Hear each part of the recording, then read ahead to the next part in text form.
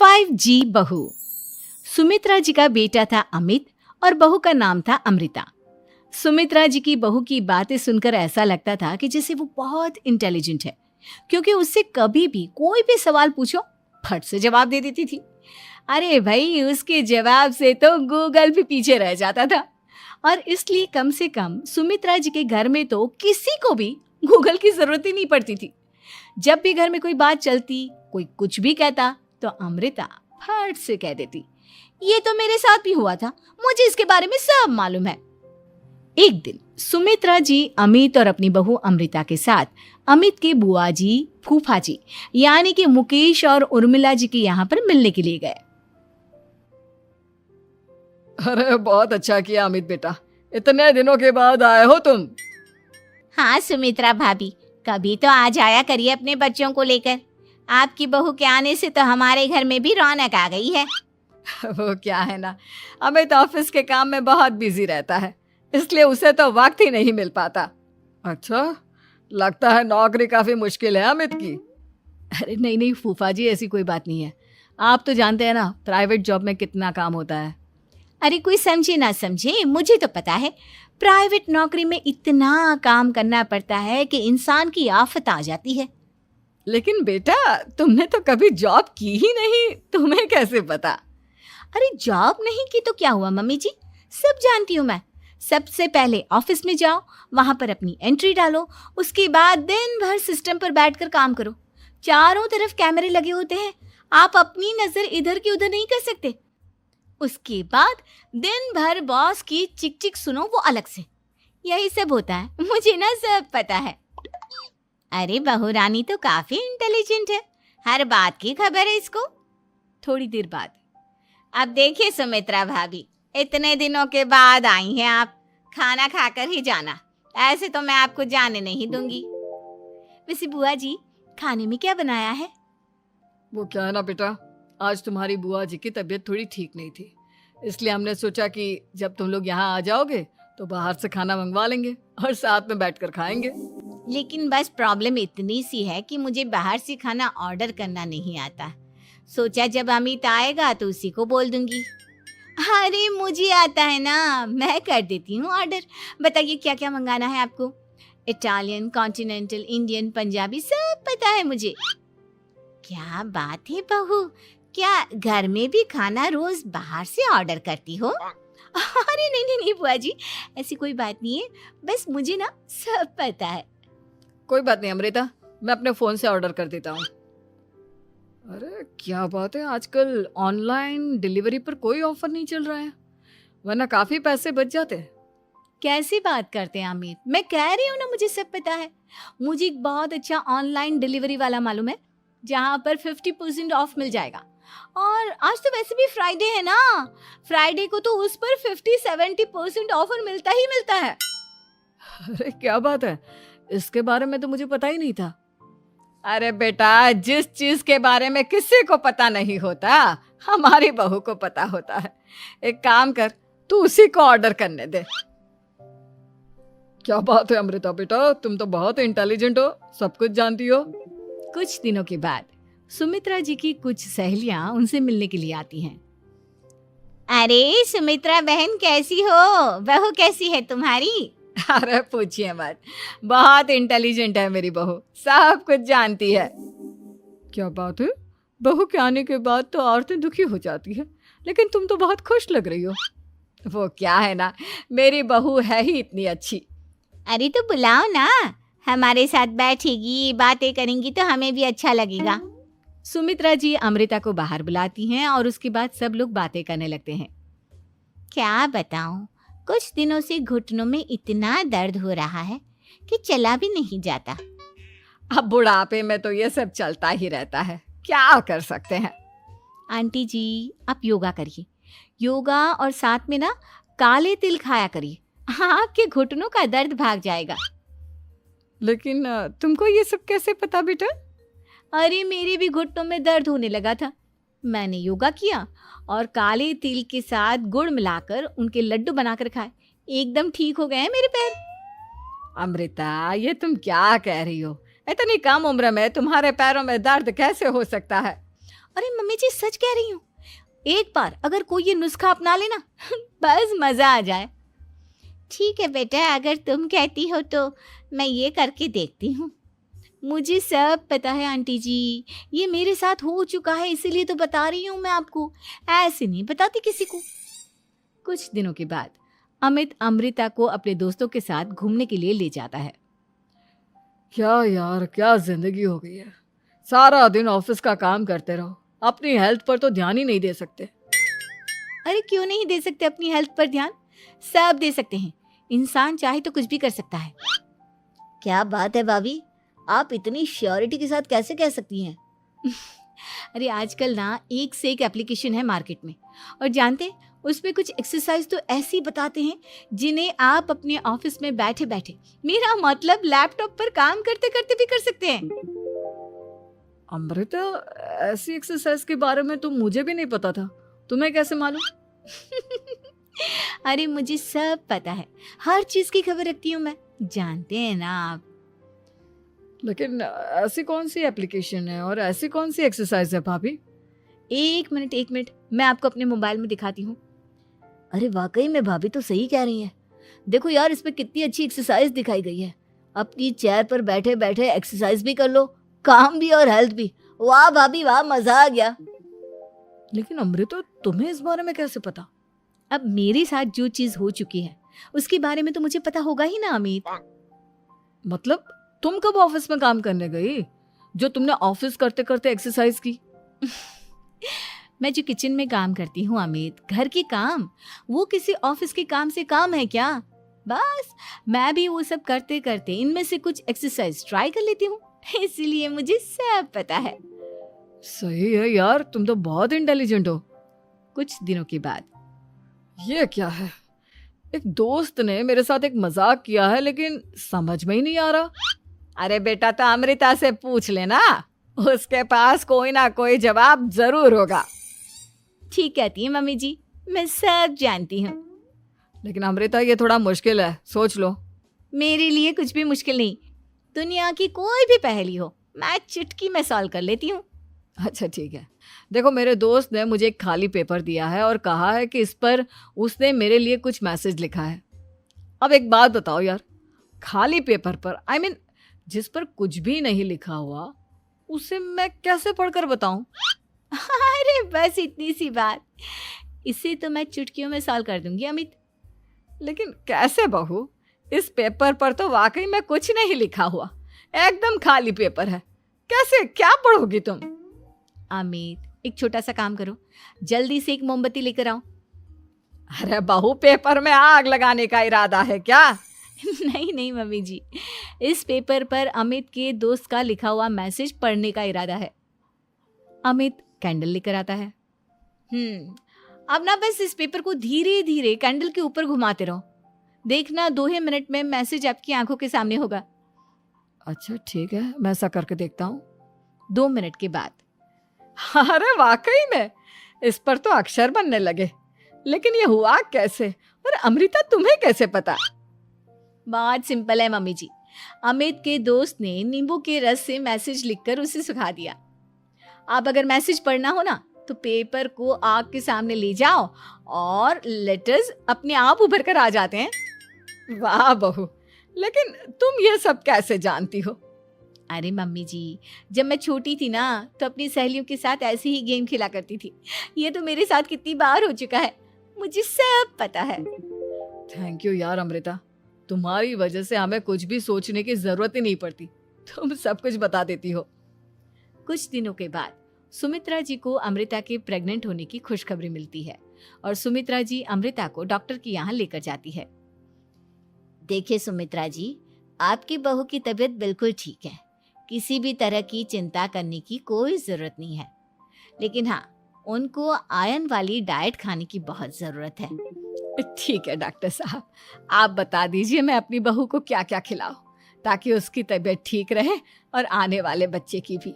अरे मम्मी जी, इसमें डॉक्टर से पूछने की क्या जरूरत है, किशमिश है, अनार है, पालक है, ये सब खाना चाहिए, आयरन का लेवल बिल्कुल बराबर रहता है। अरे वाह, आपकी बहू तो सब कुछ पहले से ही जानती है। ये तो बहुत अच्छी बात है। देखो, आयरन के साथ तुम्हें कैल्शियम भी खाना होगा।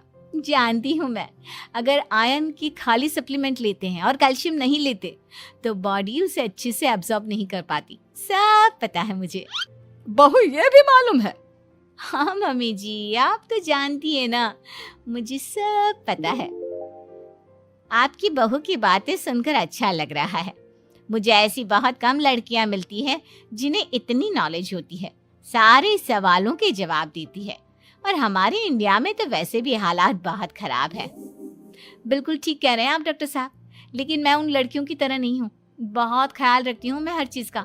और जानती हैं आप, हमारे घर में तो किसी को किसी चीज़ के बारे में गूगल करने की ज़रूरत ही नहीं पड़ती। बिल्कुल ठीक कह रही है अमृता। अरे कुछ भी पूछ लो, इसे सब पता होता है। अरे वाह, तुम तो बड़ी कमाल की लड़की हो।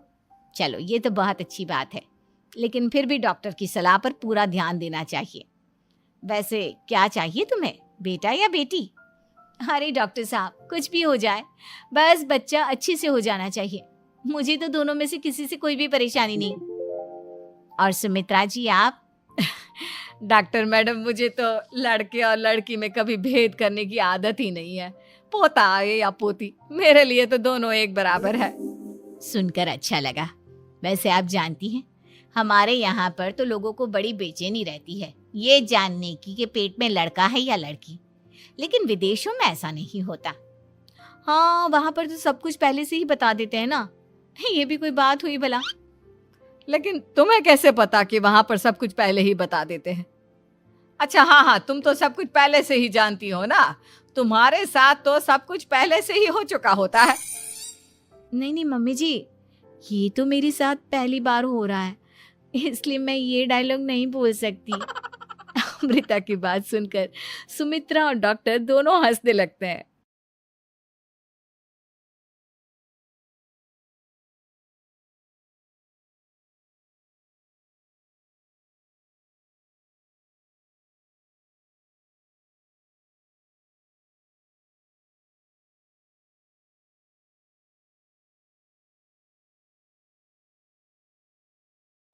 हॉरर कहानियां थी। खून की प्यास पार्ट 2। और उसके बाद वो जंगल एक बार फिर से सुमन की चीखों से गूंज उठा। लेकिन आज की रात सुमन की चीखों को सुनने वाला वहां पर कोई भी नहीं था। अगर वहां पर कोई मौजूद था तो बस हरिया, जो कि अब एक भेड़िए में बदल चुका था। सुमन के बालों को पकड़कर घसीटते हुए वो जंगल के बीचों बीच एक जगह पर ले जा रहा था। अगली सुबह गांव में। अरे भाई, पता नहीं क्या बात है, अपने गांव का हरिया किसान और उसकी पत्नी सुमन दोनों गायब हैं। दोनों का कोई अता पता नहीं। अरे कैसी बातें कर रहे हो भाई, ये कब हुआ है? अरे पूरे गांव में खबर फैली पड़ी है। कल रात को दोनों खेत की तरफ जा रहे थे, लेकिन लौटकर आए ही नहीं। तो हो सकता है अपने खेत पर होंगे। पूरा गांव ढूंढ कर आया है भाई। जानते हो क्या मिला वहां पर? क्या हुआ भाई, क्या मिला? बताओ हमें, क्या मिला? अरे हरिया की पत्नी सुमन के कपड़े पड़े हुए थे। शरीर का एक एक कपड़ा फटा हुआ झोपड़ी के बाहर पड़ा था, लेकिन दोनों पति पत्नी का कोई पता ठिकाना नहीं था। अरे भाई, लेकिन उसका जो दोस्त है ना रामू किसान, उससे पता करके आते हैं ना। अब तक तो दोनों साथ ही खेत पर जाया करते थे। हाँ, हमें उसके घर जाना चाहिए भाई। चलो वहाँ चलते हैं, चलो। वो सारे लोग रामू के घर पर पहुंचते हैं। रामू अपने घर के बाहर बैठकर हुक्का पी रहा था। आज सारे के सारे लोग टोली बनाकर मेरे घर क्यों आ रहे हैं?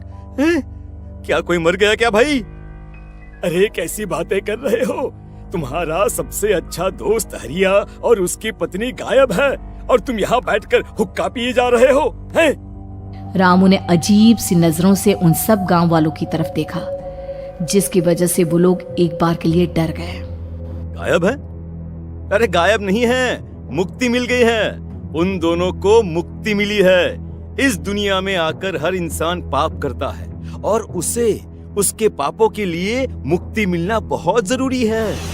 अरे ये कैसी बहकी बहकी बातें कर रहे हो भाई, हैं? और इसका चेहरा अजीब सा क्यों लग रहा है? लगता है दोस्त के मरने का गम बैठ गया है। पागल हो गया है शायद ये पागल।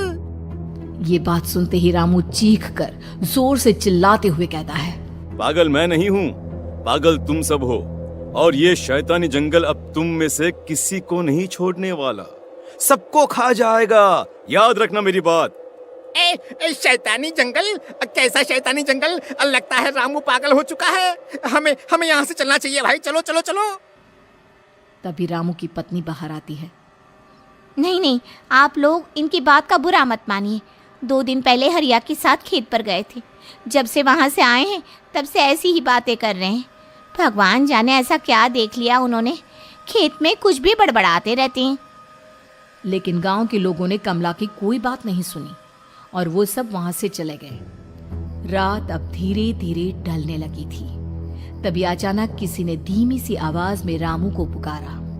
रामू, आ जाओ, मैं तुम्हारा इंतजार कर रहा हूँ। और सुनो, अपनी पत्नी को साथ लेकर आना, नहीं तो काम अधूरा रह जाएगा। ये आवाज सुनते ही रामू के चेहरे पर शैतानी मुस्कुराहट आ जाती है। वो धीमे कदमों से अपने घर के अंदर आता है। क्या हुआ? तबीयत ठीक है ना अब आपकी? मैं तुझे अपने साथ खेत पर ले जाने आया हूँ, चल। मैं तुम्हारे साथ कहीं नहीं जाने वाली। मुन्ना गहरी नींद में सो रहा है और उसे अकेला छोड़कर मैं तुम्हारे साथ खेत पर नहीं आ सकती। वैसे भी तुम्हारे उन खेतों में भगवान जाने कौन सा राक्षस घूम रहा है, मुझे तो डर लगता है। रामू गुस्से में दांत पीसता अपनी झोपड़ी से बाहर आ जाता है और कमला गहरी नींद में अपने बच्चे के साथ सो जाती है। तभी अचानक रात को रामू की झोपड़ी के ऊपर एक साया वही गाना गुनगुनाते हुए घूमने लगता है जो हरिया के मोबाइल में बजा करता था।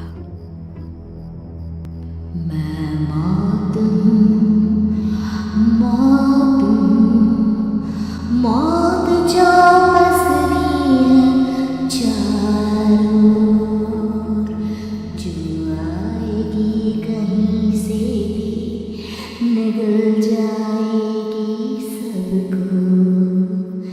मैं मौत हूँ, अब मैं छोड़ूंगी नहीं किसी को।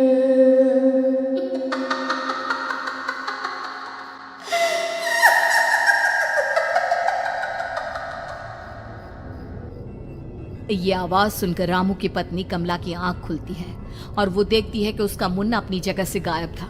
कमला चीखते हुए बाहर दौड़ कर आती है।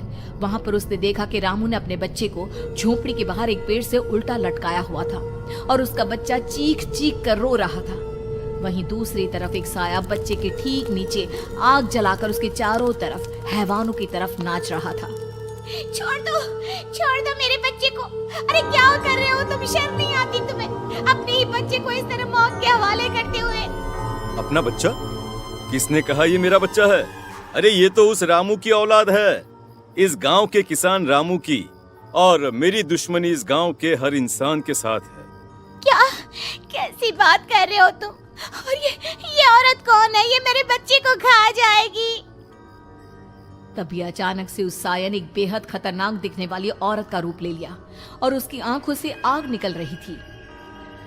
सही पहचाना तूने। मैं तेरे बच्चे को खा जाऊंगी।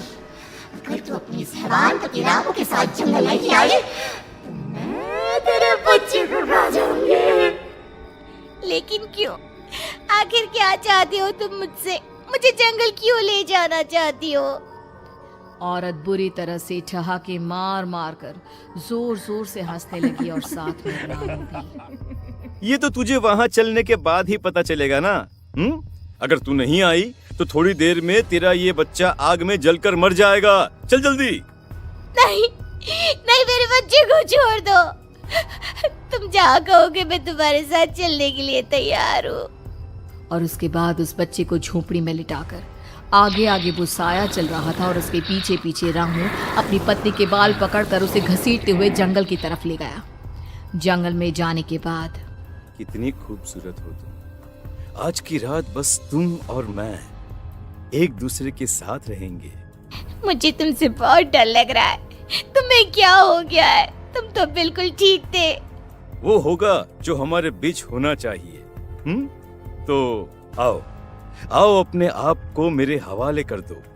कमला ने डर की वजह से अपनी दोनों आंखें कसकर बंद कर ली थी। रामू ने बुरी तरह से चीख कर कमला से कहा, आंखें खोलो अपनी और मेरी तरफ देखो। कमला ने जैसे ही अपनी आंखें खोली, उसने देखा कि रामू एक खतरनाक खूनी हैवान में बदल चुका था। कौन हो तुम? जाने दो मुझे। क्या चाहते हो मुझसे? वही जो एक आदमी एक औरत से चाहता है। मैं तुम्हारा पति रामू नहीं, बल्कि इस जंगल का एक भेड़िया हूँ, और आज की रात तुम्हारे खून से अपनी प्यास बुझा जाऊं। और उसके बाद वो जंगल कमला की दर्दनाक चीखों से गूंज उठा। अगली सुबह कमला के कपड़े भी जंगल में उसी तरह पाए गए जैसे कि सुमन के पाए गए थे। इस घटना के बाद पूरे गांव में दहशत का माहौल था। अपने माँ बाप की मौत और गांव में हो रहे इस तरह की घटनाओं की खबर सुनकर किशन शहर से गांव लौट आया था। अपने माँ बाप की बेदर्द मौत की वजह से वो बहुत परेशान था। तभी अचानक उसे अपने घर में खाट के नीचे पड़ा हुआ वो मोबाइल फोन मिला जो उसने अपने पापा हरिया को गिफ्ट किया था। अरे कितने प्यार से पापा के लिए मोबाइल फोन लेकर आया था। इसे एक दिन भी काम में नहीं ले पाए। और आखिर कौन है जो गांव में इस तरह की हत्याएं कर रहा है? क्या है इन सब के पीछे? क्या है? मुझे पता करना ही होगा, वरना एक दिन पूरा का पूरा गांव खाली हो जाएगा। इस गांव में एक भी जिंदा इंसान नहीं बचेगा। गांव के लोगों की मदद करने के इरादे से किशन अपने गांव से दूर एक दूसरे गांव में बहुत बड़े तांत्रिक के पास मिलने के लिए गया। तांत्रिक बाबा, अब आप ही कुछ उपाय बता सकते हैं। भगवान जाने हमारे गांव को किसकी नजर लग गई है। नजर नहीं लगी है, किसी ने तुम्हारे गांव को बद्दुआ दी है। किसी सताई हुई आत्मा का प्रकोप है, और अब वो पूरे गांव में किसी को नहीं छोड़ेगी जब तक उसकी आत्मा को शांति नहीं मिल जाती। अरे लेकिन ऐसा कौन है बाबा? किसकी आत्मा है और कैसे मिलेगी उसे शांति? मौत है, मौत कहीं से भी आएगी और सबको निगल जाएगी। इससे बचने का सिर्फ एक ही उपाय है, लेकिन उस उपाय को करना आसान नहीं होगा। जो भी उस उपाय को करने की कोशिश करेगा उसकी जान जा सकती है। भले ही मेरी जान चली जाए, लेकिन मैं अपने गांव के लोगों की जान बचाने की पूरी कोशिश करूंगा बाबा। तो ठीक है, फिर अगली अमावस की रात जैसा मैं कहता हूँ वैसा ही करना। अमावस की रात तांत्रिक के बताए अनुसार किशन अपने साथ केरोसिन लेकर जंगल की तरफ चल पड़ा। उसके हाथ में देवी के मंदिर का सिंदूर भी था। किशन जंगल के बीचों बीच पहुंचा।